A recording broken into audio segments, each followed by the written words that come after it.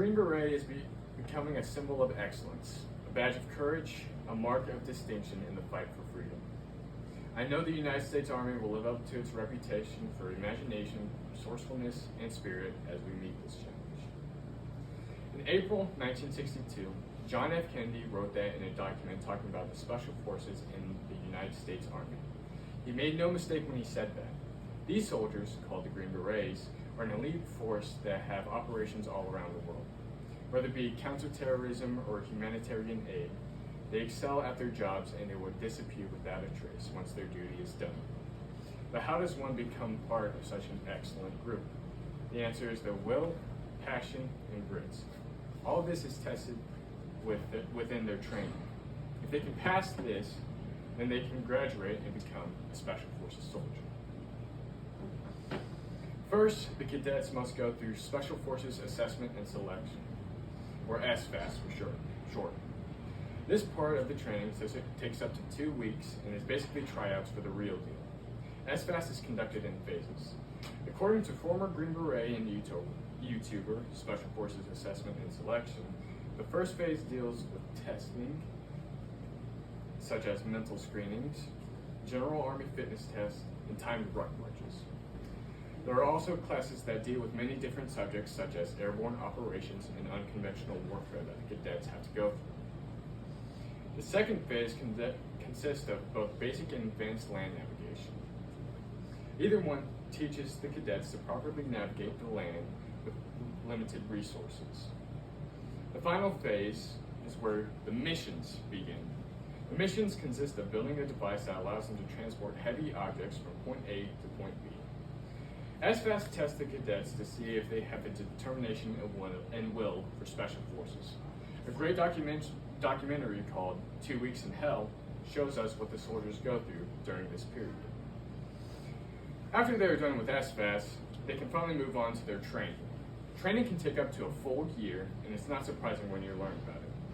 Christopher Littlestone, a Harvard graduate and former Green Beret at Life as a Special Operation, says that the order of training changes, but still follows the same format. For the sake of time, we'll divide the training phases into 2 categories, combative and non-combative. Combative training is made up of small unit tactics, which is where the soldiers go to learn different tactics, such as learning how to properly clear a room or devise a strategy in the field mid-firefight. And Robin Sage. Robin Sage is the implementation of unconventional warfare within a controlled scenario. GoArmy.com defines unconventional warfare as the strategy of working with an insurgency to overthrow a hostile government. This teaches the soldiers how to work with different forces not a part of an actual military. Non-combative training consists of language school and survival, evasion, resistance, and escape, or SEER. In language school, you learn a language based on your area of operation. For example, if one person is going to be deployed in the Middle East, they will most likely learn Arabic, and if one soldier is getting deployed to China, let's say, they will most likely learn Mandarin.